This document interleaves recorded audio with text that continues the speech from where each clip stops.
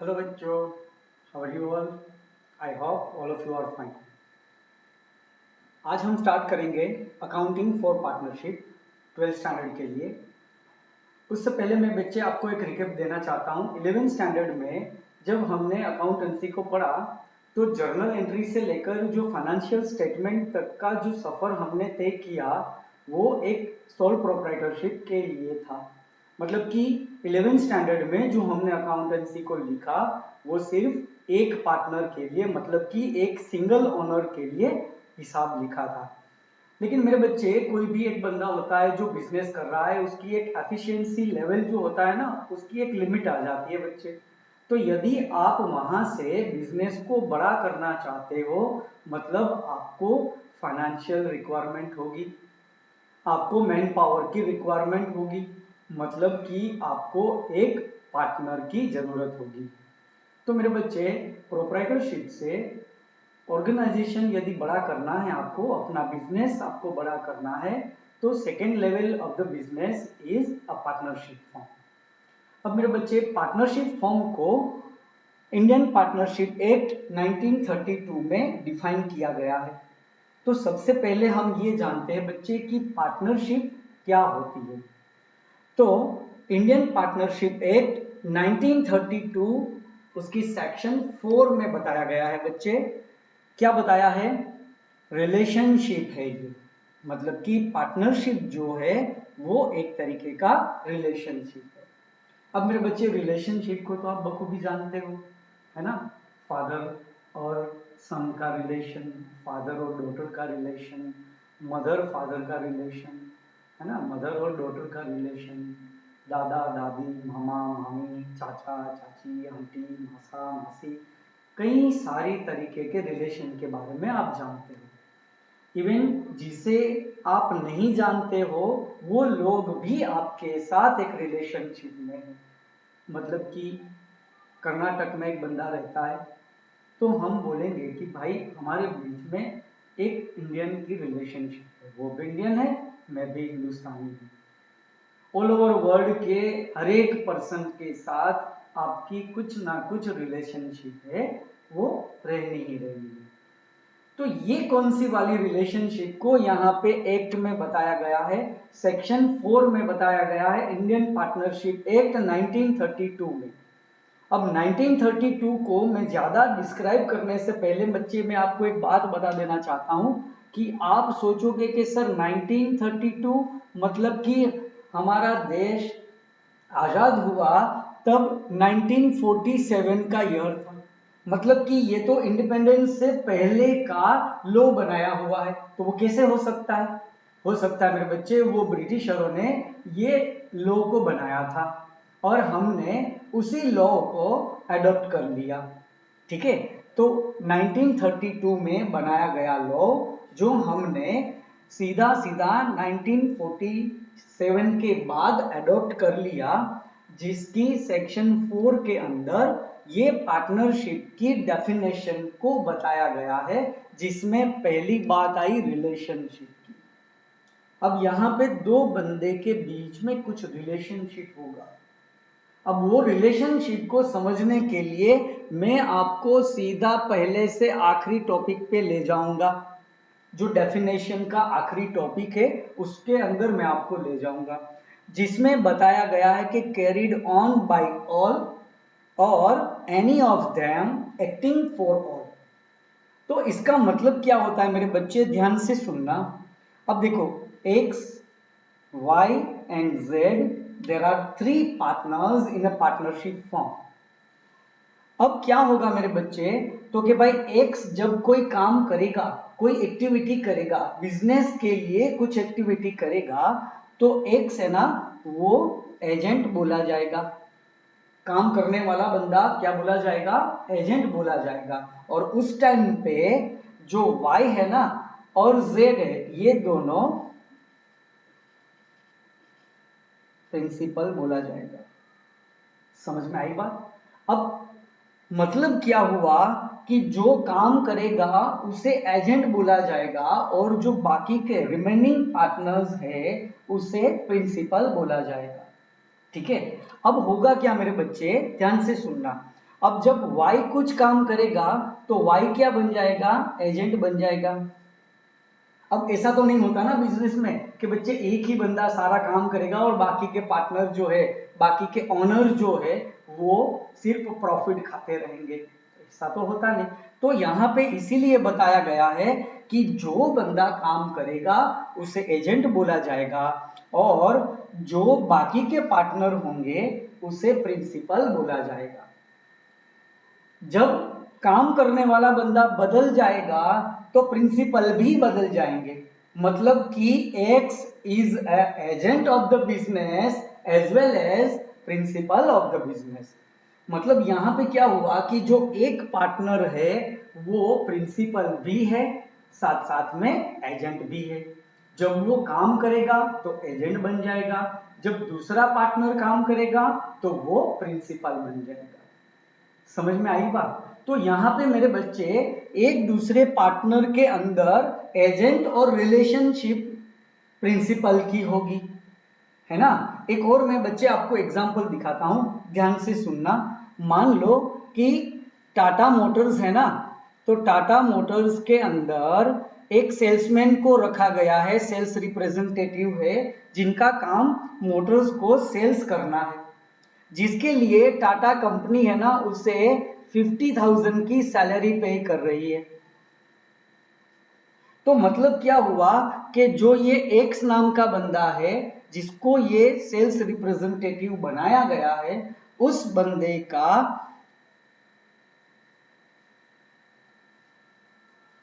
Tata consultancy के साथ कौन सा रिलेशन हो जाएगा, एजेंट का रिलेशन हो जाएगा। मतलब कि जो टाटा मोटर्स है ना वो क्या बन जाएगी बच्चे, प्रिंसिपल बन जाएगा और जो एक्स है वो एजेंट बन जाएगा। तो आप बोलोगे कि सर जो आपने पार्टनरशिप फॉर्म के ओनर्स के बारे में जो बताया सेम एज वही तो यहां पे हुआ। तो यहां पे टाटा मोटर्स में ये एक्स नाम का जो बंदा है कि जो सेल्स रिप्रेजेंटेटिव है, मतलब कि एक एम्प्लॉय है जो सैलरीड पर्सन है, तो क्या वो टाटा मोटर्स का पार्टनर हो गया क्या? नहीं। क्यों नहीं बच्चे? क्योंकि यहां पे जो एक्स है वो हमेशा एजेंट ही रहेगा, वो कभी प्रिंसिपल नहीं बन सकता। और टाटा मोटर्स जो है ना वो हमेशा प्रिंसिपल ही रहेगा, वो कभी एजेंट नहीं बन सकता।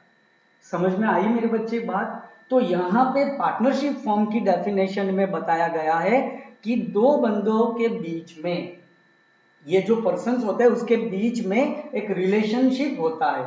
कौन सा रिलेशनशिप? तो कि भाई एजेंट एंड प्रिंसिपल का।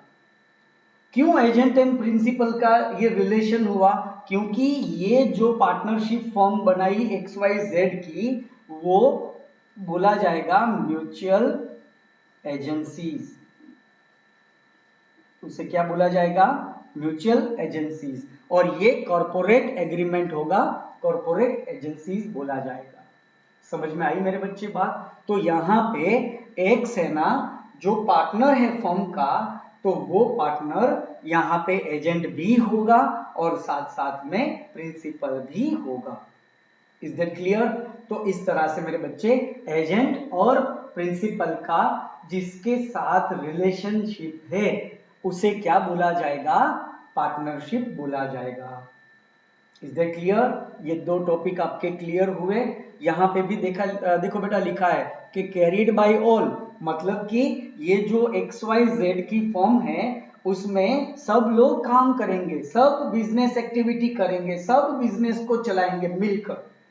और ऐसा भी हो सकता है कि any of them acting for all, मतलब कि ये बाकी के पार्टनर्स है वो काम नहीं करेंगे तो भी चलेगा, एक बंदा काम करता रहेगा, या एनी ऑफ देम कोई भी एक्ट करेगा तो वो एक रिलेशनशिप में रहेगा और उस रिलेशनशिप को बोला जाएगा पार्टनरशिप। Is that clear? तो इस तरह से डेफिनेशन में हमने ये रिलेशनशिप के दो पॉइंट को देखा। ठीक है, अब नेक्स्ट आया मेरे बच्चे वो है बिटवीन टू और मोर पर्सन्स। अब एग्जैक्टली मेरे बच्चे 1932 के अंदर है ना maximum limits of partners describe नहीं किया गया है, जबकि कंपनीज एक्ट कंपनीज एक्ट 2013 में डिस्क्राइब किया गया कि there is a maximum partners और persons in a firm are 50। ज्यादा से ज्यादा कितना रख सकते हैं मेरे बच्चे? 50 को रख सकते हैं। तो 2 और मोर मतलब क्या हुआ कि minimum number of a partner 2, मतलब मिनिमम 2 जन और मैक्सिमम 50 जन। अब मेरे बच्चे आप पूछोगे कि सर यदि 50 जन से मान लो कि ज्यादा पार्टनर्स है तो क्या होगा? तो वो फॉर्म को इलीगल डिक्लेयर कर दिया जाएगा कंपनीज एक्ट 2013 सेक्शन 464 के मुताबिक। ठीक है, ये सेक्शंस याद रखने की जरूरत नहीं है, मैं सिर्फ आपके नॉलेज के लिए इसे डिस्क्राइब कर रहा हूं, बता रहा हूं। ओके, तो यहां पे 2 और मोर पर्सन्स के जिनकी रिलेशनशिप, कैसी रिलेशनशिप है मेरे बच्चे? एजेंट एंड प्रिंसिपल की, उसे क्या बोला जाएगा? पार्टनरशिप बोला जाएगा। समझ में आई बात? आगे बढ़ते हैं। वो हैव एग्रीड, उनके बीच में कुछ एग्रीमेंट होगा। क्या एग्रीमेंट होगा?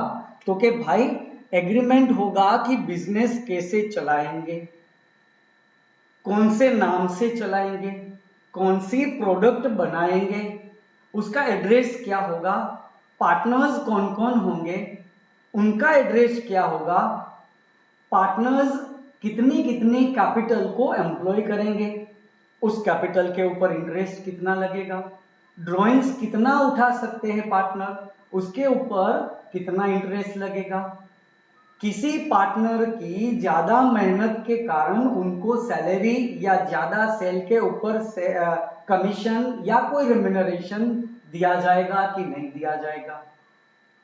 हर एक बात को डिस्क्राइब किया जाता है जब हम और आप मिलके बिजनेस करने जाते हैं। तो ये एक एग्रीमेंट बनेगा। अब ये जो एग्रीमेंट है ना मेरे बच्चे, वो ओरल भी होगा और रिटन भी होगा, मतलब कि ओरल एग्रीमेंट भी चलेगा, और यदि हम दोनों के बीच में जो एग्रीमेंट बन रहा है वो रिटन होगा तो भी चलेगा। समझ में आई बात? तो इसका मतलब ये हुआ कि ये एग्रीमेंट जो बनेगा नेसेसरी नहीं है कि आप उसे रिटन में बनाओ। क्यों? क्योंकि यहां पे मैंने बच्चे यहां लिखा था कि ये एक म्यूचुअल एजेंसी है। म्यूचुअल एजेंसी के कारण हम दोनों के बीच में जो भी प्रस्ताव रखा जाएगा जो एक दूसरे को मंजूर होगा, मतलब हमें और किसी से परमिशन लेने जाने की या किसी और तरीके के कॉन्स्टिट्यूशंस को या फिर कोई रूल्स और रेगुलेशंस को फॉलो करने की जरूरत नहीं होगी। समझ में आई बात? तो ओरल भी हो सकता है और रिटन भी हो सकता है।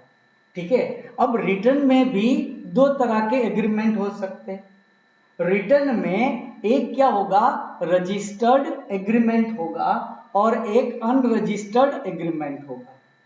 रजिस्टर्ड एग्रीमेंट जो है उसे डीड बोला जाएगा। क्या बोला जाएगा मेरे बच्चे?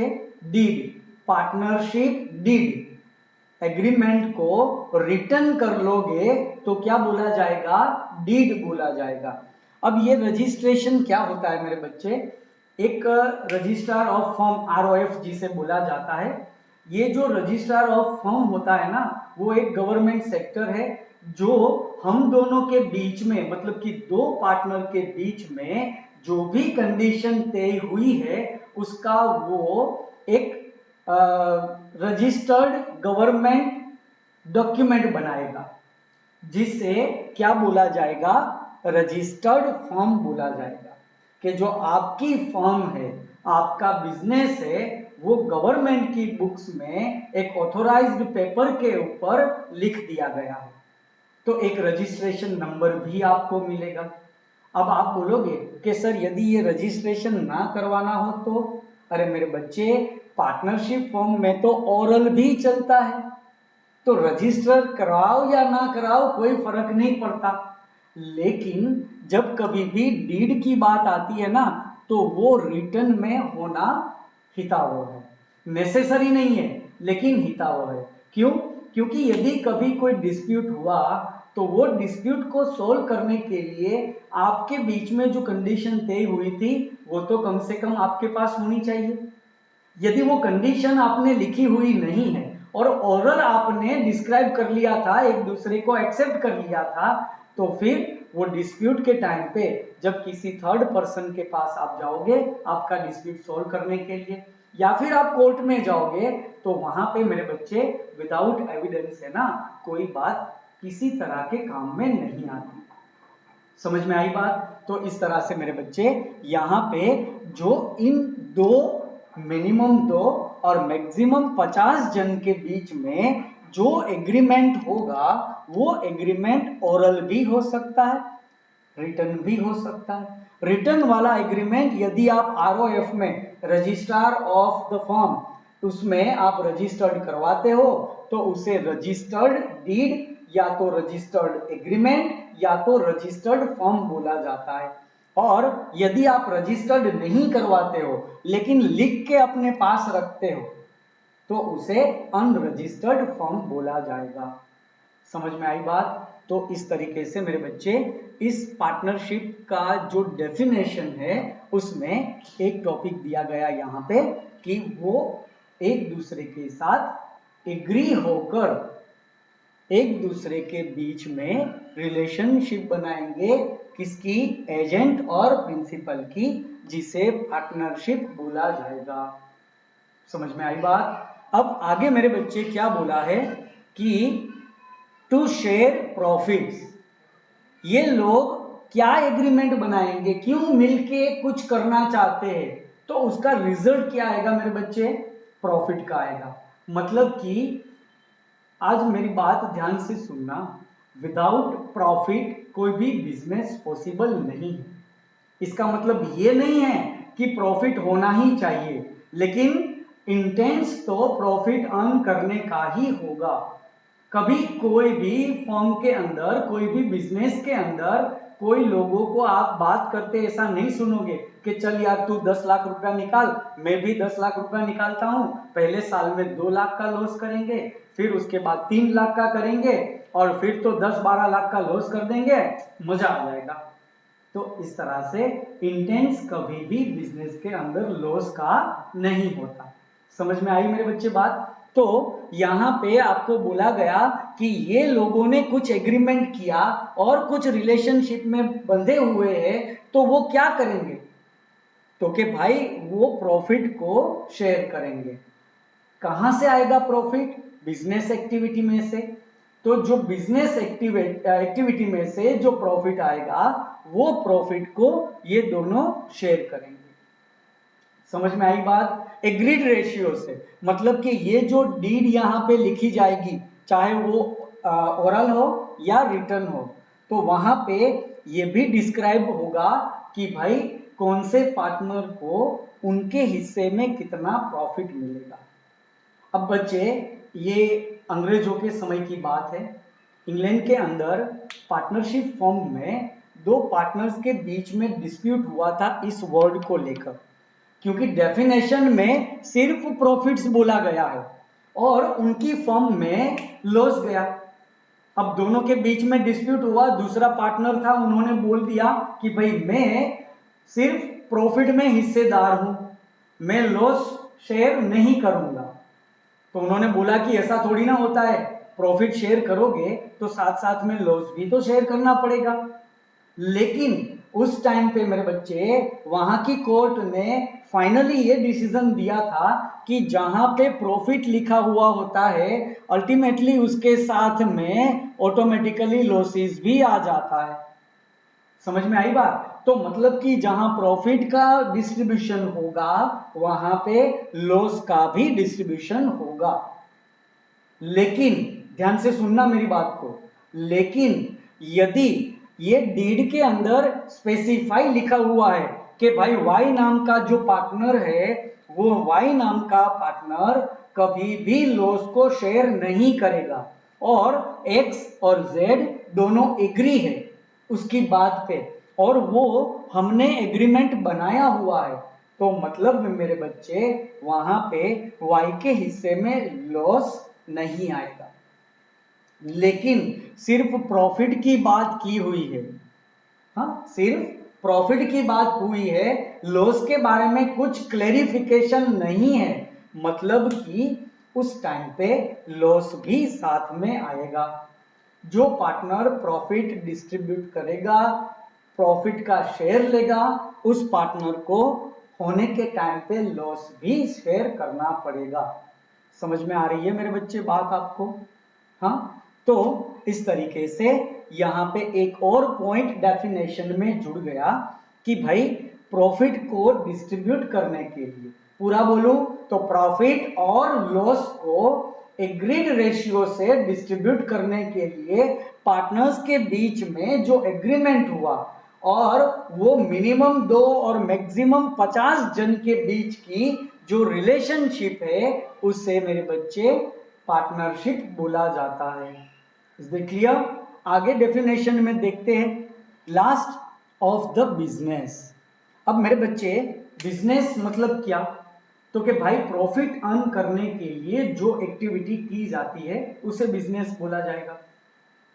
आप ट्रस्ट को जानते हो कि जो सर्विस प्रोवाइड करती है, सेवा की यह संस्था, जैसे हमने ये लायंस का, रोटरी का, सबका नाम सुना हुआ है ना, ये क्लब से, तो वो उनका काम है ना, वो प्रॉफिट अर्न करने का नहीं होता, तो वो बिजनेस नहीं है। जिसका इंटेंस, जो एक्टिविटी का इंटेंस प्रॉफिट अर्न करने का हो और वो प्रॉफिट रेगुलर बेसिस पे मिलना चाहिए, तो उन्हें क्या बोला जाएगा मेरे बच्चे? बिजनेस बोला जाएगा। मान लो मैं आपको एक एग्जांपल देता हूं कि एक्स वाई एंड जेड है ना, वो 3 अच्छे दोस्त है, ठीक है? तीनों के पास थोड़ी बहुत बचत पड़ी हुई है। अब वापी के अंदर एक फ्लैट है ना, वो उनको किफायती दाम में मिल रहा है।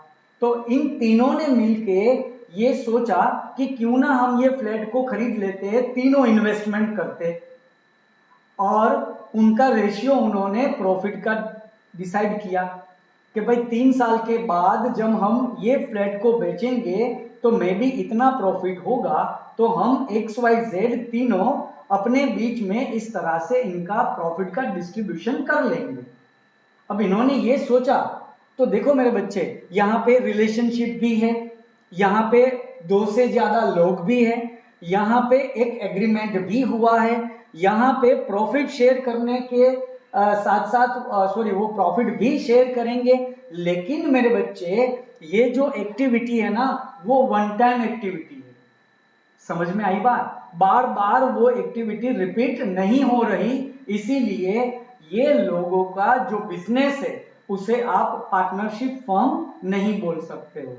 मतलब क्या हुआ कि इंटेंस बिजनेस का प्रॉफिट का होना चाहिए, साथ साथ में वो कंटिन्यूअस प्रोसेस होनी चाहिए, लंबे समय तक वो बिजनेस चला और चलेगा, ऐसा सोच के जो प्रॉफिट अर्न करने का इंटेंस रख के जो एक्टिविटी की जाती है उसे बिजनेस एक्टिविटी बोला जाता है।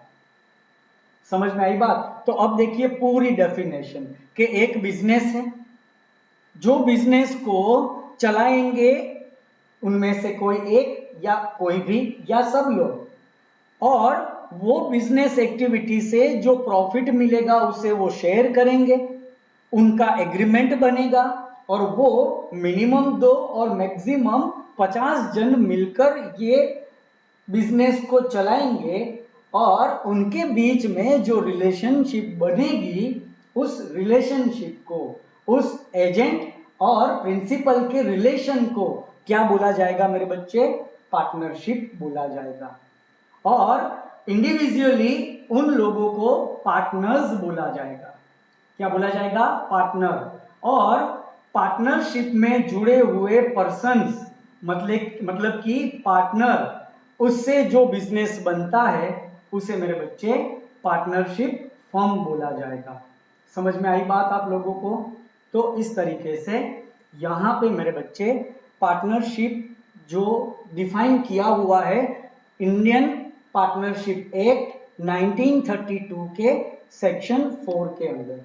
समझ में आई बात? हाँ, तो ये था हमारी पार्टनरशिप का डेफिनेशन। Is that clear? हाँ, समझ में आ रहा है मेरे बच्चे? यदि आपको कोई भी डाउट हो तो आप लाइव सेशन में मेरे साथ वो डाउट को शेयर करते हो, या फिर आप मेरे पर्सनल व्हाट्सएप पे भी मैसेज कर सकते हो। आपके पास मेरा नंबर भी है, आप मेरे नंबर पे भी कॉल कर सकते हो। तो मैं जो भी आपका डाउट होगा उस डाउट को मैं सोल्व करवा दूंगा। समझ में आई बात? थोड़ा मेरे बच्चे आगे बढ़ते हैं पार्टनरशिप फॉर्म के अंदर ही। तो यहाँ पे एक डेफिनेशन को कंप्लीट करने के बाद साथ साथ में और क्या क्या लिखा गया है पार्टनरशिप एक्ट के अंदर, उसके बारे में हम सोच लेते, देख लेते, और उसके बारे में थोड़ा हम डिस्क्राइब भी कर लेते। क्योंकि मेरे बच्चे लास्ट लेक्चर में मैंने ऐसे ही ओरली आपको इस डिस्प्यूट के बारे में, पार्टनरशिप एक्ट के अंदर जो लिखा गया है उसके बारे में मैंने आपको बताया था, लेकिन आज थोड़ा डिटेल में हम लोग देख लेते हैं। ठीक है? तो मेरे बच्चे हमने डेफिनेशन के बारे में पढ़ा, मतलब कि आप इस वर्ड से तो वाकिफ हो गए, पार्टनरशिप क्या है वो आपको पता चल गया। ओके, अब हम पार्टनरशिप के अकाउंटेंसी के बारे में देखते हैं, मतलब कि अकाउंटिंग के बारे में देखते हैं। राइट? पहले 11th स्टैंडर्ड में जब आपने प्रोप्राइटरशिप के लिए अकाउंटेंसी को लिखा था, तब वहां पे उनके फाइनेंशियल स्टेटमेंट को प्रिपेयर करने के टाइम पे, याद है ना मेरे बच्चे, वो ट्रायल बैलेंस शीट आपको दिया हुआ था। Eight the end of the year आपने उस ट्रायल बैलेंस शीट के ऊपर से कुछ हिसाब लिखे थे, जिसमें आपने trading account, profit and loss account and final balance sheet को प्रिपेयर किया था, है ना? ट्रेडिंग अकाउंट में आपको ग्रॉस प्रॉफिट मिला था, ट्रांसफर टू पीएनएल अकाउंट, और आपने फाइंड आउट किया नेट प्रॉफिट को, और वो प्रॉफिट को बैलेंस शीट में लगाकर बैलेंस शीट का जो टोटल था वो टैली कर दिया। लेकिन जब बात आती है मेरे बच्चे अकाउंटिंग फॉर इस 12th स्टैंडर्ड के अंदर, अकाउंटिंग फॉर पार्टनरशिप फॉर्म, तो पार्टनरशिप फॉर्म के अंदर यही ट्रायल बैलेंस आपको दी होगी, मतलब कि ड्यूरिंग द ईयर जो भी ट्रांजैक्शन हुए होंगे उसे लेजर में लिखकर बैलेंस निकाल के ट्रायल बैलेंस शीट बनाई जाती है, आप जानते हो बच्चे। तो इसी ट्रायल बैलेंस शीट के ऊपर से यहां पे भी ट्रेडिंग अकाउंट बनेगा, पीएनएल अकाउंट भी बनेगा, साथ साथ में पीएनएल अकाउंट के जैसा ही पीएनएल एप्रोप्रिएशन अकाउंट बनेगा, profit and loss appropriation account बनेगा। उसके बाद पार्टनर्स कैपिटल अकाउंट या फिर पार्टनर्स करंट अकाउंट, ये बनेगा, और लास्ट में बैलेंस शीट बनाई जाएगी। तो मतलब क्या हुआ बच्चे कि यहाँ पे ये तीन जो अकाउंट है ना वो बढ़ जाएंगे।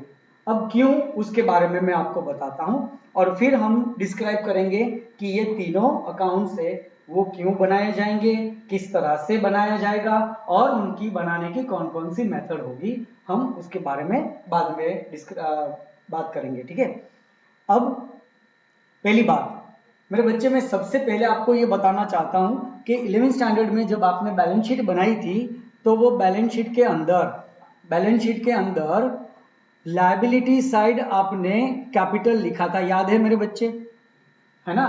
वो कैपिटल लिखा, फिर उसमें आपने एडिशनल कैपिटल को ऐड किया, फिर आपने इंटरेस्ट ऑन कैपिटल के अंदर वो ऐड किया, फिर आपने प्रॉफिट को, मतलब कि नेट प्रॉफिट को ऐड किया, इसमें से हमने ड्राइंग्स को माइनस किया, इंटरेस्ट ऑन ड्राइंग्स को भी माइनस किया, और यदि लॉस हुआ होता तो हम यहां से लॉस को भी माइनस करते।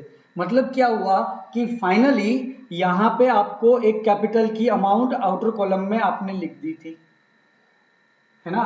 आई होप मेरे बच्चे आपको दिख रहा होगा, क्योंकि मेरे पास अभी थोड़ा जगह का प्रॉब्लम है, तो मैं आपको इस तरह से लिख के बता रहा हूं। ठीक है? तो ये जो कैपिटल थी ना मेरे बच्चे, वो ओपनिंग कैपिटल थी, मतलब कि एट द ओपनिंग, साल की शुरुआत में कितनी कैपिटल है वो हम यहाँ पे लिखते थे। फिर सारा कैलकुलेशन करने के बाद हमें यहाँ पे क्लोजिंग कैपिटल मिलती थी, जो हम यहाँ पे लिखते थे। याद आया कुछ 11th स्टैंडर्ड का बच्चे आपको? अब 12th में क्या होगा कि हमने अभी डेफिनेशन में देखा कि मिनिमम 2 और maximum 50% are in a partnership form. तो यहां पे ये हुआ ना बच्चे कि यदि 50 जन, 50 छोड़ो 20 जन भी है पार्टनरशिप में, मतलब कि 20 पार्टनर है, तो हर एक पार्टनर की मतलब कि पार्टनर ए उसका ये डिस्क्रिप्शन, देन पार्टनर बी उसका लिखो, then partner C D E F G. बच्चे बैलेंस शीट कितनी बड़ी हो जाएगी, है ना? और सबकी ओपनिंग कैपिटल क्लोजिंग कैपिटल कितनी है, सबका प्रॉफिट हिस्से में कितना आया, सबने कितना ड्राइंग्स किया, उसके ऊपर ड्राइंग्स के ऊपर इंटरेस्ट कितना लगा, कैपिटल के ऊपर इंटरेस्ट कितना लगा। और यहाँ पे तो क्या होगा मेरे बच्चे, पार्टनरशिप फॉर्म है तो अलग अलग पार्टनर के अलग अलग काम का हिस्सा होगा। कोई ऑफिस में बैठकर फाइनेंशियल डिपार्टमेंट देखेगा, कोई प्रोडक्शन डिपार्टमेंट देखेगा, कोई सेलिंग के बारे में देखेगा। मतलब कि जैसा जिसका काम होगा उस हिसाब से उनको सैलरी भी दी जाएगी। तो मेरे बच्चे अभी तो इसमें सैलरी, साथ साथ में कोई रेम्यूनरेशन, और उसके बाद यदि कोई सेल्स के ऊपर कमीशन कुछ भी दिया जा रहा है तो वो भी ऐड होगा। तो क्या होगा मेरे बच्चे कि कुछ आप आइडेंटिफाई नहीं कर पाओगे कि भाई पार्टनर्स के कैपिटल के ऊपर कौन कौन से ट्रांजैक्शन को लिखा गया। तो इसी बात को पार्टनरशिप फर्म में डिस्क्राइब करने के लिए क्या बताया गया कि भाई आप एक अलग से अकाउंट बनाओ, पार्टनर्स कैपिटल अकाउंट। कौन सा अकाउंट बनाने के लिए बोला बच्चे? Partners capital account. कि भाई यदि आप ये कैपिटल अकाउंट बनाते हो तो ये जो डिटेल आप यहां पे कैलकुलेट करते थे इनर कॉलम में बैलेंस शीट के अंदर लायबिलिटी साइड, है ना, उस डिटेल को आप एक अकाउंट के फॉर्मेट में लिख दो। ये तो हो सकता है, ऑफ कोर्स हो सकता है। फिर क्या हुआ कि भाई यदि ये पार्टनर्स ने कैपिटल अकाउंट अलग से बनाया तो यहां पे एक्सपेंस और इनकम की जब बात आएगी तो वहां पे भी आपको कुछ अलग लिखना पड़ेगा। कैसे? तो क्या देखो बच्चे, मैंने अभी बोला कि किसी पार्टनर को सैलरी दी जाएगी, राइट? अब हमारी फर्म के अंदर एम्प्लॉयज भी तो होंगे, उनको भी तो सैलरी दी जाती होगी। तो मेरे बच्चे एम्प्लॉयज की सैलरी भी आप पीएनएल अकाउंट में लिखोगे, और interest on capital which is paid by the firm to the partner, expense of the business or firm, है ना, तो वो भी आप पीएनएल अकाउंट में डेबिट साइड लिखोगे। Salary of a partner debited to the PNL account, है ना। इंटरेस्ट ऑन ड्रॉइंग्स जो पार्टनर के पास से हमें मिलेगा, हमें माने के फर्म को, तो वो इनकम हो जाएगी। तो मेरे बच्चे इनकम और एक्सपेंस के ट्रांजैक्शन जो कि पार्टनर और फर्म के बीच में बनते हैं, है ना, तो वो ट्रांजैक्शन को दिखाने के लिए, वो ट्रांजैक्शन को दिखाने के लिए एक प्रॉफिट एंड लॉस के जैसा ही अकाउंट बनाया गया जिसको नाम दिया गया profit and loss appropriation account. अब आप पूछोगे कि सर ये एप्रोप्रिएशन अकाउंट क्यों लिखा गया? क्योंकि मेरे बच्चे पीएनएल अकाउंट में क्या था, याद करो, पीएनएल अकाउंट में क्या था? प्रॉफिट हो या ना हो आपको एक्सपेंस चुकाना ही पड़ेगा। सीधी सीधी बात है ना। क्या प्रॉफिट नहीं हुआ तो आप अपने एम्प्लॉयज को बोलोगे कि भाई आपको सैलरी नहीं मिलेगी? आपको प्रॉफिट नहीं हुआ तो लैंडलॉर्ड को आप बोल दोगे कि भाई हमें प्रॉफिट नहीं हुआ तो हम आपका रेंट भी नहीं चुकाएंगे? ऐसा नहीं हो सकता। मतलब क्या हुआ, उस एक्सपेंस को बोला जाएगा बेटा direct charge to profit expense. क्या बोला जाएगा? Direct charge to profit expense. मतलब ये हुआ कि प्रॉफिट हो या ना हो आपको वो एक्सपेंस चुकाना ही पड़ेगा, चाहे आपका वो एक्सपेंस चुकाने के बाद जो प्रॉफिट है वो प्रॉफिट लॉस में कन्वर्ट हो जाए, फिर भी आपको ये एक्सपेंस चुकाना पड़ेगा। लेकिन जब मेरे बच्चे बात आई एप्रोप्रिएशन की, तो एप्रोप्रिएशन का मतलब क्या हुआ कि प्रॉफिट है तो दो वरना राम राम। प्रॉफिट का एप्रोप्रिएशन मतलब कि प्रॉफिट को डिवाइड करने की बात बोली गई है यहां पे कि भाई जो प्रॉफिट नेट प्रॉफिट मिला उसे पार्टनर्स को दिया जाएगा। मतलब कि पार्टनर्स को कब दिया जाएगा, जबकि फर्म के अंदर प्रॉफिट होगा। यदि लॉस हो रहा है तो पार्टनर को सैलरी दी जाएगी क्या? Of course not. क्या लॉस हो रहा है तो इंटरेस्ट ऑन कैपिटल पार्टनर को दिया जाएगा? बिल्कुल नहीं। तो सीधी सीधी बात मेरे बच्चे, ये प्रॉफिट का एप्रोप्रिएशन है।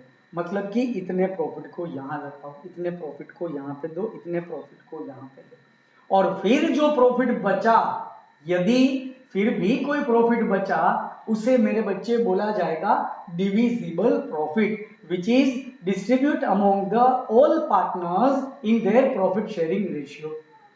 समझ में आ रही है मेरे बच्चे बात आप लोगों को?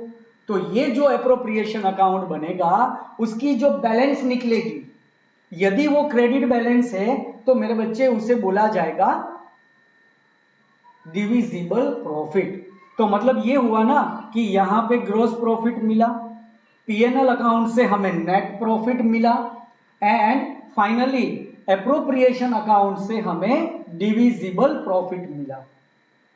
समझ में आई बात? तो इस तरीके से मेरे बच्चे ये एक्स्ट्रा अकाउंट्स को बनाया जाएगा। अब आप बोलोगे कि सर आपने ये दोनों तो डिस्क्राइब कर दिया, ये करंट अकाउंट को क्यों नहीं बता रहे हो? तो मैं आपको सिर्फ अभी के लिए इतना बताऊंगा मेरे बच्चे कि ये जो करंट अकाउंट है ना, वो सेम कैपिटल के जैसा है, लेकिन जब कैपिटल को फिक्स कर दिया जाता है तब करंट अकाउंट बनाया जाता है, ताकि कैपिटल की अमाउंट में कोई चेंज ना हो। अच्छा आप मुझे बताओ बच्चे कि यहां पे 50,000 की कैपिटल है, बराबर। अब additional capital, interest on capital, profit, ये सब ट्रांजैक्शन प्लस माइनस करने के बाद यहां पे जो क्लोजिंग बैलेंस आएगी, क्या ये क्लोजिंग बैलेंस हमेशा इक्वल टू ओपनिंग कैपिटल होगी? मतलब कि ये दोनों बैलेंस क्या सेम हो सकती है? ऑफ कोर्स नहीं, क्योंकि ये सारी डिटेल हम यहां पे प्लस माइनस कर रहे हैं।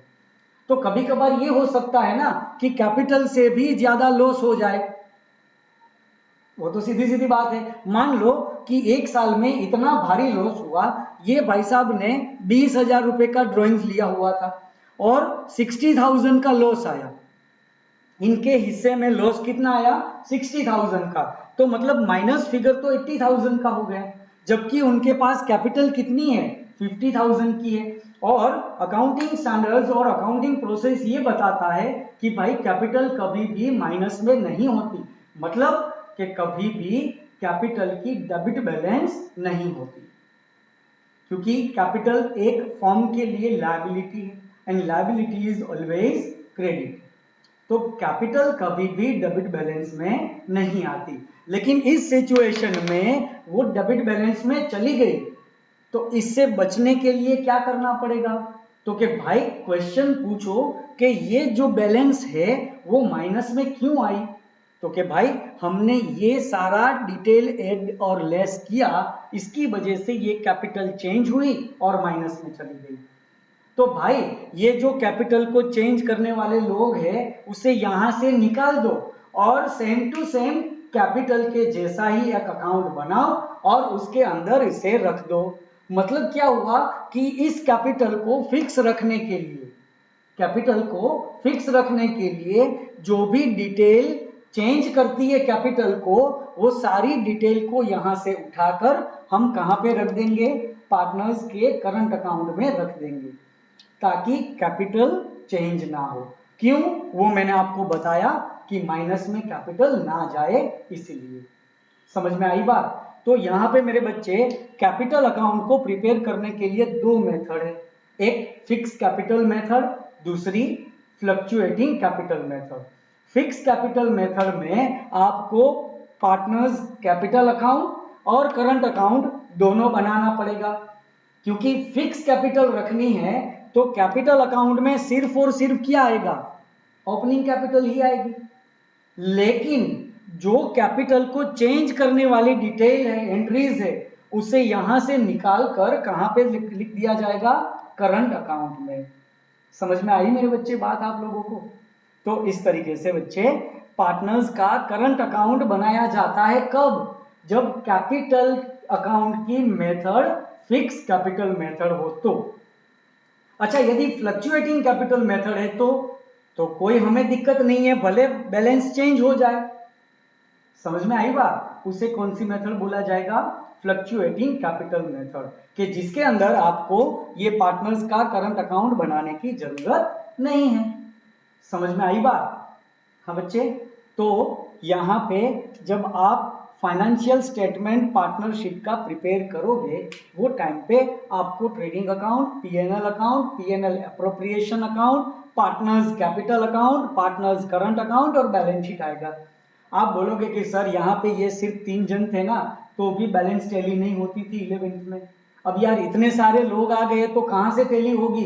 ना मेरे बच्चे, यहाँ पे आप खुश नसीब हो सीबीएसई बोर्ड में हो। सीबीएसई बोर्ड के अंदर आपको financial account of the partnership form syllabus में नहीं है।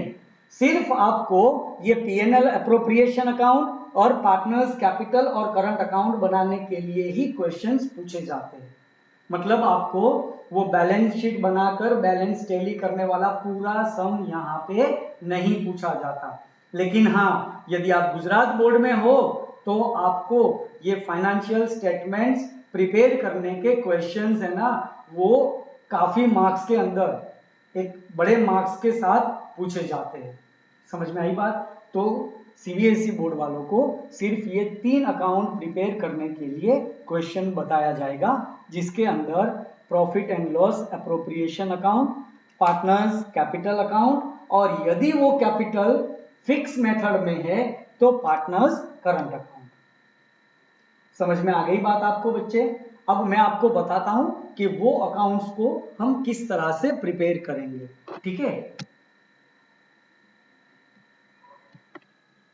तो मेरे बच्चों आइए देखते हैं कि अकाउंटिंग के अंदर जब आप पार्टनरशिप फॉर्म के फाइनेंशियल स्टेटमेंट्स को प्रिपेयर करोगे तो profit and loss appropriation account and partnership form का जो पार्टनर्स का कैपिटल अकाउंट है वो किस तरह से बनाया जाएगा। मैंने बच्चे आपको पहले भी बताया था कि जब आप अप्रोप्रिएशन करते हो ना प्रॉफिट का, तो मतलब वो फॉर्म एंड पार्टनर के बीच में होता है। जब आपने मेरे बच्चे पीएनएल अकाउंट बनाया था तो डेबिट साइड में आपको पता है आपने सारे एक्सपेंसेस को लिखे थे और क्रेडिट साइड में सारी इनकम थी। ये सिर्फ मैं आपके नॉलेज के लिए लिख रहा हूं, आपको फॉर्मेट में नहीं लिखना है। ठीक है, तो मेरे बच्चे यहां पे भी पीएनएल अप्रोप्रिएशन अकाउंट भी जो डेबिट साइड है ना वो एक्सपेंस दिखाता है और जो क्रेडिट साइड है वो इनकम दिखाता है। लेकिन ये एक्सपेंस पार्टनर को चुकाए जाएंगे और ये इनकम है ना वो पार्टनर से मिलेगी। मतलब क्या हुआ कि भाई transaction between the firm and partner जो होगा और वो इनकम और एक्सपेंस के तौर पे होगा, इस तरह के ट्रांजैक्शन है वो पीएनएल अप्रोप्रिएशन अकाउंट में लिखे जाएंगे। सबसे पहले मेरे बच्चे आपको हेडिंग देना होगा profit and loss appropriation account for the year ended 31 मार्च, और जो भी ईयर दिया है वो, क्योंकि आप जानते हो मेरे बच्चे कि फाइनेंशियल स्टेटमेंट जो है वो at the end of the year ही बनता है ना। तो जो ईयर के लिए आप पीएनएल अप्रोप्रिएशन अकाउंट बना रहे हो उस हिसाब से आपको हेडिंग देना पड़ेगा। कोई भी अकाउंट में डेबिट और क्रेडिट वो तो हमेशा आना ही आना है। Particular amount rupees, particular amount rupees, ये पीएनएल अप्रोप्रिएशन का फॉर्मेट है। पीएनएल अप्रोप्रिएशन का स्टार्टिंग होगा मेरे बच्चे नेट प्रॉफिट या तो नेट लॉस से। अब आप क्या करोगे बच्चे कि पीएनएल अकाउंट बनाया, मतलब कि प्रॉफिट एंड लॉस अकाउंट बनाया, आपने क्लोज किया। If there is a credit balance मतलब कि नेट प्रॉफिट, और if there is a debit balance of the profit and loss account means net loss. तो नेट लॉस या नेट प्रॉफिट जो आया which is transfer to profit and loss appropriation account. मतलब ये हुआ कि सबसे पहले अप्रोप्रिएशन अकाउंट का जो स्टार्टिंग है वो या तो नेट लॉस को डेबिट साइड लिख के होगा या फिर प्रॉफिट को क्रेडिट साइड लिख के। जैसा हमने ग्रॉस प्रॉफिट और ग्रॉस लॉस ट्रेडिंग अकाउंट से निकाल कर पीएनएल अकाउंट में ट्रांसफर किया था, सेम एज वे नेट प्रॉफिट और नेट लॉस यहां पे अप्रोप्रिएशन अकाउंट में मेरे बच्चे ट्रांसफर किया जाएगा। Is it clear? फिर हमें क्या सोचना है तो कि भाई एक्सपेंस और इनकम। अब एक्सपेंस क्या होगा, मतलब कि फर्म पे करेगी to the partner, right. Interest on capital paid by the firm to the partner, है ना। जो जो पार्टनर को जितनी उनकी कैपिटल है उसके ऊपर जो इंटरेस्ट रेट तय हुआ होगा उस हिसाब से इनको इंटरेस्ट ऑन कैपिटल दिया जाएगा।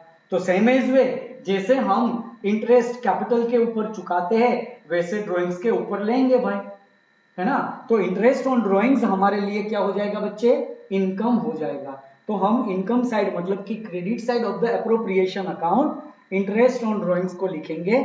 एबीसी जो बंदे का जितना ड्राइंग्स है उसका हम कैलकुलेशन करेंगे इंटरेस्ट का, और फिर हम वो इंटरेस्ट को यहाँ पे लिख देंगे, ठीक है।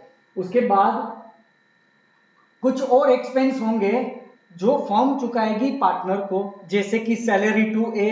अब ए कुछ एक्स्ट्रा काम कर रहा होगा इसीलिए ए को सैलरी दी जा रही है। Commission to B, sorry C, यहाँ पे सी को कमीशन दिया जा रहा है। तो वो एक्सपेंस लिखकर फाइनली टाइम आ गया कि आपको ये अप्रोप्रिएशन अकाउंट को क्लोज करना है। क्लोज करने के टाइम पे if there is a debit balance, sorry credit balance of the PNL appropriation account. Credit balance means debit side निकलेगा, आपको पता है अकाउंट कैसे क्लोज करते हैं वो, ठीक है। डेबिट साइड में निकला हुआ बैलेंस मतलब कि credit balance of the profit and loss appropriation account, जिसे बोला जाएगा डिविजिबल प्रॉफिट। मैंने पहले भी बताया था बच्चे। तो वो डिविजिबल प्रॉफिट डिस्ट्रीब्यूट हो जाएगा पार्टनर्स के अकाउंट में, मतलब कि transfer profit transfer to partners capital account in their profit sharing ratio, agreed ratio. उन लोगों ने जो तय किया होगा उस रेशियो से ये प्रॉफिट को हम डिस्ट्रीब्यूट कर देंगे among the partners. And if there is a debit balance of the appropriation account means divisible loss, so which is also distribute among the partners in their profit sharing ratio। Definition में हमने देखा था कि लिखा हुआ सिर्फ profit से, लेकिन लॉस उसके साथ में जुड़ा हुआ है, ठीक है। तो यहाँ पे यदि डेबिट बैलेंस निकली तो which is also distribute among the partners and transfer to capital account. ये समझ में आई बात आप लोगों को। इस तरह से बनेगा पीएनएल अप्रोप्रिएशन अकाउंट, मतलब कि फर्म का एक्सपेंस टू द पार्टनर और विद द पार्टनर तो डेबिट साइड में लिखो, और यदि फर्म की इनकम है कि जो इनकम हमें पार्टनर के पास से मिलने वाली है तो उसे आप क्रेडिट करो, ठीक है। अब जो डिविजिबल प्रॉफिट और डिविजिबल लॉस आया जिसे आपको कहां पे ट्रांसफर करने के लिए बताया गया, कैपिटल अकाउंट में। तो अब देख लेते हैं कि कैपिटल अकाउंट कैसे बनेगा। हेडिंग में इनके जैसे फॉर द ईयर एंडेड ये कुछ नहीं लिखना होता है, सिर्फ आपको लिखना होता है पार्टनर्स कैपिटल अकाउंट, जिसकी शुरुआत होती है ओपनिंग बैलेंस से। Opening balance of the capital. मेरे बच्चे यहाँ पे थोड़ी देर पहले मैंने आपको 11th स्टैंडर्ड में आने वाली बैलेंस शीट को बताया था, उसमें भी कैपिटल की शुरुआत हम कैपिटल ओपनिंग कैपिटल से ही करते थे। तो सेम एज वे ओपनिंग कैपिटल लिखना है। फिर ड्यूरिंग द ईयर यदि कोई पार्टनर एडिशनल कैपिटल लेके आया तो वो एडिशनल कैपिटल बाय बैंक और कैश अकाउंट में लिख दिया जाएगा, ठीक है। अब क्या होगा तो कि भाई ड्यूरिंग द ईयर उन्होंने कितना ड्राइंग्स लिया हुआ है वो ड्राइंग्स है ना वो आपको डेबिट साइड लिखना होगा। एक सिंपल थियरी, यदि पार्टनर की कैपिटल डिक्रीज होती है, ध्यान से सुनना, पार्टनर की कैपिटल डिक्रीज होती है तो पार्टनर्स के कैपिटल अकाउंट में डेबिट होता है, और यदि इंक्रीज होती है कैपिटल तो credited to the partners capital account. समझ में आई मेरे बच्चे बात। तो इस तरीके से अब हम हर एक एंट्री को देखते जाएंगे कि जिससे पार्टनर की कैपिटल इंक्रीज होगी कि डिक्रीज होगी, ठीक है। पहली बात आई ड्राइंग्स की। अब भाई कोई पार्टनर ड्राइंग्स को ले जाता है तो क्या होगा, उनकी कैपिटल कम हो जाएगी, so debited to the partners capital account, right. Additional capital लेके आया तो क्या होगा, उनकी कैपिटल इंक्रीज होगी तो मतलब credited to the partners capital account, एकदम सिंपल। अब आप बताओ इंटरेस्ट ऑन कैपिटल, उससे क्या होगा, तो कि भाई पार्टनर की कैपिटल बढ़ेगी। आप बोलोगे कि सर ऐसे कैसा हो सकता है, पार्टनर की कैपिटल क्यों बढ़ेगी भाई, क्योंकि मेरे बच्चे 99% केस के अंदर कभी भी फर्म और पार्टनर के बीच में ड्राइंग्स और कैपिटल के अलावा कोई भी कैश ट्रांजैक्शन नहीं होता। मतलब क्या हुआ कि क्या कभी फर्म पार्टनर को सैलरी चुकाएगी कि ये लो भाई तुम्हारी सैलरी ले जाओ, जाओ रोकड़ा ले जाओ? ऐसा नहीं हो सकता मेरे बच्चे। तो फिर हम उनको दिए बगैर उनकी सैलरी पेड कर देंगे। कैसे? उनकी कैपिटल को बढ़ा दो। समझ में आई बात? 10,000 की सैलरी है, ए की 1 लाख की कैपिटल है। आपके पास दो रास्ते हैं।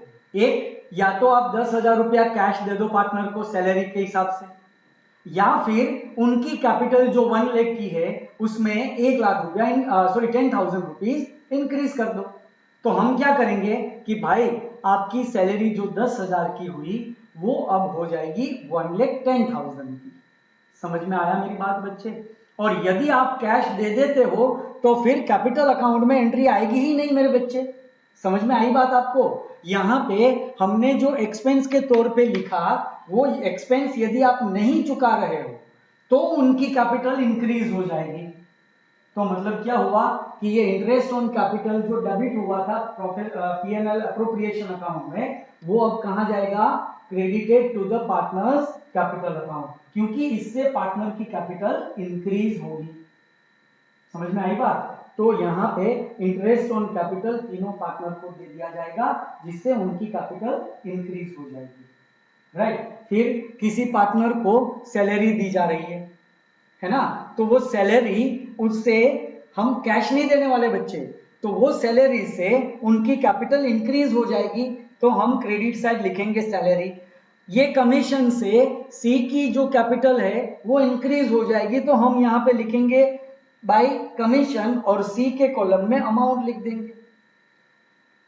समझ में आई बात? मतलब कि जो फर्म के लिए एक्सपेंस है वो पार्टनर के लिए इनकम हो जाएगी मेरे बच्चे, उससे उनकी कैपिटल इंक्रीज हो जाएगी। और जो फर्म के लिए इनकम है वो इनकम कौन चुकाएगा? पार्टनर चुकाएगा, है ना? तो मतलब ये हुआ कि फर्म की इनकम तो सामने पार्टनर की कैपिटल डिक्रीज हो जाएगी। तो आप इसे अलग अलग तरीके से याद रख सकते हो। आप पहले ये बात सोचो कि जिससे इंक्रीज डिक्रीज कैपिटल होती है उस हिसाब से लिखो, इनकम एक्सपेंस के हिसाब से लिखो। या फिर दूसरी मेथड, कैपिटल के नीचे कैपिटल का इंटरेस्ट, ड्राइंग्स के नीचे ड्राइंग्स का इंटरेस्ट, और क्रॉस एंट्री दे दो P&L अकाउंट में। ये भी इजी हो जाएगा। समझ में आई बात? तो यहां पे ये सारे एक्सपेंस और इनकम को ट्रांसफर किया जाएगा। अब आप पूछोगे कि सर यहाँ पे interest on capital, salary, commission, interest on drawings, उसकी देखो डबल एंट्री हुई हर जगह पे। यहाँ पे एक एंट्री, दूसरी एंट्री कैपिटल अकाउंट में, यहाँ पे एक एंट्री, दूसरी एंट्री कैपिटल में क्रेडिट साइड हुई। तो फिर ये ड्राइंग्स की क्यों एक हुई? तो मैं तो ये भी पूछ सकता हूं ना कि ये ओपनिंग कैपिटल की भी क्यों एक हुई? मेरे बच्चे, मैं एक्सपेंस और इनकम के ट्रांजैक्शन की बात कर रहा हूं, ना ही एसेट्स और लायबिलिटीज के बारे में। समझ में आई बात? तो जो एक्सपेंस और इनकम के ट्रांजैक्शन है उनकी ड्यूअल इफेक्ट होगी। समझे बात को? उनकी ड्यूअल इफेक्ट होगी।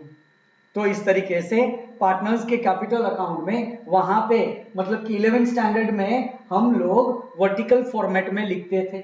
अब यहां पे क्या हो जाएगा? हॉरिजॉन्टल फॉर्मेट हो जाएगा। मतलब यदि हर एक पार्टनर के बारे में आपको जो चीज चाहिए वो एक साथ मिलेगी, एक साथ कंपैरिजन हो सकेगा कि भाई ए का ड्राइंग कितना, बी का ड्राइंग कितना और सी का ड्राइंग कितना। जब आपने हॉरिजॉन्टल लिखा था, सॉरी वर्टिकल लिखा था, तब वहां पे क्या हुआ होगा? पहले ए की डिटेल, फिर बी की, फिर सी की, फिर जेड की। तो मतलब आपको यहां से वहां तक कंपैरिजन करने के लिए जाना पड़ेगा। ये एकदम आसान तरीका है पार्टनर्स की कैपिटल को डिस्क्राइब करने के लिए।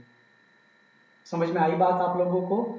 तो फाइनली ये कैपिटल अकाउंट को क्लोज किया जाता है और बैलेंस निकाली जाती है और इसे बोला जाएगा क्लोजिंग बैलेंस। मतलब कि कोई भी एसेट्स और कैपिटल की बैलेंस है वो करंट ईयर की बैलेंस नेक्स्ट ईयर में ट्रांसफर हो जाएगी। करंट ईयर की क्लोजिंग बैलेंस वो नेक्स्ट ईयर की ओपनिंग बैलेंस उभर के आएगी। समझ में आई बात आपको? तो इस तरीके से फाइनली आपको पार्टनर्स के कैपिटल अकाउंट में क्लोजिंग कैपिटल मिलेगा। समझे? अब ये हो गया फ्लक्चुएटिंग कैपिटल मेथड। कौन सा? Fluctuating capital method. लेकिन यदि ये जो कैपिटल है वो फिक्स है, मतलब हमें यहां पे जो बैलेंस दी हुई है ना, वो बैलेंस में कोई चेंज नहीं होना चाहिए। हाँ, यदि वहां पे एडिशनल कैपिटल आती है तो चेंज होगा, फिक्स कैपिटल में भी चेंज होगा, लेकिन उसके अलावा जो भी होगा वो एक्टिविटी कभी भी ट्रांजैक्शन को कैपिटल में इंक्रीज डिक्रीज नहीं होने देगी। समझे? तो मतलब ये हुआ बच्चे कि कैपिटल का जब परमानेंट चेंजेस होगा वो कैपिटल अकाउंट में आएगा, जब वो फिक्स कैपिटल होगी तो भी। लेकिन जो ट्रांजैक्शन परमानेंट नहीं है, मतलब कि हर साल वो ट्रांजैक्शन होने हैं। अब परमानेंट ट्रांजैक्शन में क्या होगा बच्चे? एक तो एडिशनल कैपिटल या तो परमानेंट विड्रॉल। ड्रॉइंग्स नहीं, परमानेंट विड्रॉल मतलब कि वो कैपिटल को कम कर देता है, ले जाता है घर पे वापस पैसा। समझ में आई बात? तो ये permanent withdrawal of the partner और additional capital of the partner, ये दोनों चीज ही फिक्स कैपिटल अकाउंट में आएगी। अब आप बोलोगे कि भाई वो टाइम पे तो पार्टनर की कैपिटल चेंज हो जाएगी। हाँ हो जाएगी मेरे बच्चे, लेकिन वो एक ईयर के लिए चेंज होगी, फिर उसके बाद हर साल में वही की वही बैलेंस है ना, वो आगे की आगे कैरी फॉरवर्ड होती जाएगी। Is it clear? समझ में आई बात आपको? तो मेरे बच्चे, जब पार्टनर की कैपिटल को फिक्स करना होगा तब क्या होगा? तो कि भाई ये बैलेंस मतलब कि opening balance of the capital account, additional capital और परमानेंट विड्रॉल, इनके अलावा जो भी है, मतलब कि इंटरेस्ट, सैलरी, कमीशन, ये वाला प्रॉफिट भी यहां पे आएगा और यहां का लॉस भी ट्रांसफर होगा डेबिट साइड में, ड्रॉइंग्स और इंटरेस्ट ऑन ड्रॉइंग्स, ये सारी जो डिटेल है ना कि जो रेगुलर बेसिस पे कैपिटल को प्लस माइनस करती है, उन सब को यहां से निकाल के सेम ऐसा ही अकाउंट बनाना है, यही फॉर्मेट। ठीक है, नाम हो जाएगा कैपिटल की जगह पे करंट अकाउंट, और इस डिटेल को उठाकर हम उसमें रख देंगे ताकि वो बन जाएगा पार्टनर्स करंट अकाउंट। तो डिफरेंस क्या हुआ? तो कि भाई जो कैपिटल अकाउंट है ना उसकी हमेशा क्रेडिट बैलेंस ही होती है, लेकिन मेरे बच्चे करंट अकाउंट की डेबिट बैलेंस भी हो सकती है और क्रेडिट बैलेंस भी हो सकती है। एक सिंपल एग्जांपल मैं आपको बताऊं, मैंने एक मकान खरीदा रहने के लिए, राइट, हाउस खरीदा। अब मेरे बच्चे वो हाउस आया 50 लाख रुपए का, अब मेरे पास सिर्फ 5 लाख रुपए ही थे, बाकी का सारा मैंने लोन कर लिया। तो ये किसको पता है? किसी को भी नहीं ना। तो मार्केट में क्या होगी कि भाई ललित सर ने तो 50 लाख रुपए का मकान खरीद लिया यार, वाह बढ़िया। अब मुझे ही पता होगा कि भाई उसमें मेरे तो 5 लाख ही है, बाकी तो सारा माइनस में चल रहा है, लोन ली हुई है, हफ्ता भर रहा हूं, इंस्टॉलमेंट दे रहा हूं मैं, लेकिन दिखावा क्या लगेगा कि हाउस खुद का है, जबकि उसके रजिस्ट्रेशन डॉक्यूमेंट्स है ना वो भी बैंक में पड़े होंगे। 15-15 साल की लोन होगी तब तक वहां पे डॉक्यूमेंट पड़ा रहेगा, जब तक मैं लोन कंप्लीट नहीं करूंगा तब तक वहां पे डॉक्यूमेंट पड़ा रहेगा। तो मेरे बच्चे, दिखावा अलग चीज है। मतलब क्या होता है कि जो कैपिटल अकाउंट है ना वो पार्टनरशिप फॉर्म की नाक है, यदि वो नाक डेबिट बैलेंस में चली गई तो वो कट जाएगी मेरे बच्चे। तो हम क्या करते हैं, जेब में भले 50 रुपया भी ना हो, लेकिन आउटलुक है ना वो ऐसा रखते हैं जैसे नवाब हो। समझ में आई बात? तो ये फिक्स कैपिटल मेथड और फ्लक्चुएटिंग कैपिटल मेथड में इतना डिफरेंस है। ठीक है, यदि आज के टॉपिक में आपको कुछ भी डाउट है तो आप अभी मुझे ऑनलाइन सेक्शन में भी पूछ सकते हो, या फिर आप मुझे व्हाट्सएप पे मैसेज करके या फिर आप मुझे कॉल करके भी पूछ सकते हो। ठीक है, चलो नेक्स्ट लेक्चर में मिलते हैं। Till then bye. आप अपना लाइव सेशन अभी कंटिन्यू रखना। Okay, good bye.